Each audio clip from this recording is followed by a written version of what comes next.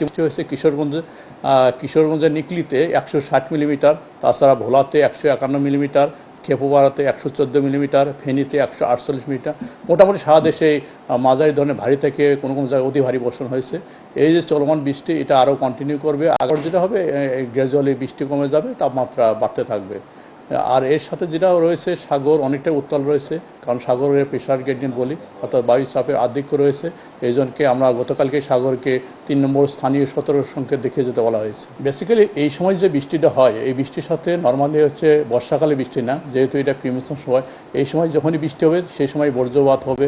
তাই আমরা যেটা বলি যে এই সময় যে বৃষ্টি হবে, এই সময় আমাদের অনেকটাই সাবধানতা অবলম্বন করা উচিত।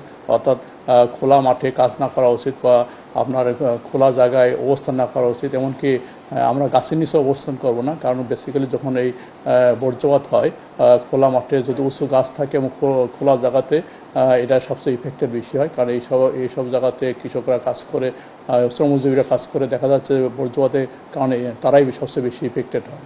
বেসিক্যালি যে বৃষ্টিটা হয়, আমরা জানি যে পশ্চিমা লঘুচাপ যদি আসে, তার সাথে যদি পূবালি পাতার সংমিশ্রণ ঘটে, এর কারণে এই বৃষ্টিটা হয়।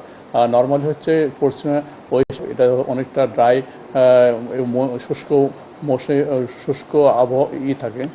আর নর্মালি এই যে বৃষ্টিটা হয়, এটা বেসিক্যালি আমরা পশ্চিমা লঘুচাপ আমরা যেটা বলি যে শুষ্ক বাতাস এবং ঠান্ডা বাতাস থাকে, এর সাথে দক্ষিণা আর্দ্র এবং ওয়ার্ম বাতাস সংমিশ্রণ ঘটে। সেই সময় এই ধরনের আপনার বর্জ্য মেঘ তৈরি হয়, এবং এই বর্জ্য মেঘে আপনাকে ক্রমান্বয়ে এটা আপনার পশ্চিম দিক থেকে এটা পূর্ব এবং দক্ষিণ দিকে ধাবিত হয়, এবং এর প্রভাবে বৃষ্টি এবং বর্জ্য বৃষ্টি হয়ে থাকে। বৃষ্টি বেসিক্যালি হচ্ছে গতকাল যেটা হচ্ছে আপনার উত্তর অঞ্চলে বেশি হয়েছিল। আমরা বিশেষ করে গতকালকে আপনার রংপুর, ময়মনসিংহ, সিলেট, আজকে কিছুটা দক্ষিণ অঞ্চলেও বৃষ্টি হয়েছে।